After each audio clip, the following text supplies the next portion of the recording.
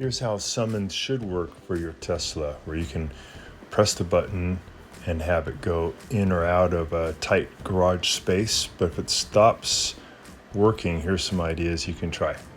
If you all of a sudden are having trouble with your summons, where you can bring your car in and out of your driveway or have it come to you using your app, you may want to check a couple of settings here. We weren't able to use our dumb setting where you press the arrow button to have it go either forward or backward.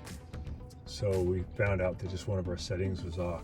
So come down to the little car icon, press that, and then let's come over to this one that says Dynamics. Press that. And then down here at the bottom, make sure that the trailer mode is not in the on position, but is in the off position.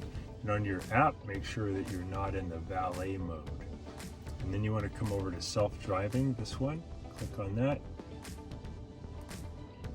And then you gotta scroll down a little bit till you get to this one that says actually Smart Summon. That's the one where the car will come to you, come to where your app is.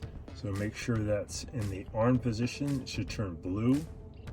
You'll get this little warning. It says enable it to work. So you make sure that's checked off, that little box. We'll say yes, and then you can customize it.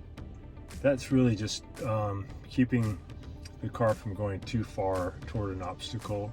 It's set for 12 inches right now, but you could set it for more or less. So if you have all those set correctly, make sure your valet is not on, and make sure your trailer mode is not on, you should get back your full function of summon. If that still doesn't work, you can press it on this wheel and the other wheel at the same time until your screen goes blank, and then just wait for about 3 or 4 minutes. It'll reboot, come back online, and that may help you to get your summons back. Thanks so much for watching our video. Please leave any comments or questions in the comment section below. We really appreciate that. We have a really nice video coming up for you right here that I think you'll enjoy. Very similar, dealing with a Tesla repair. Thanks again for watching our video.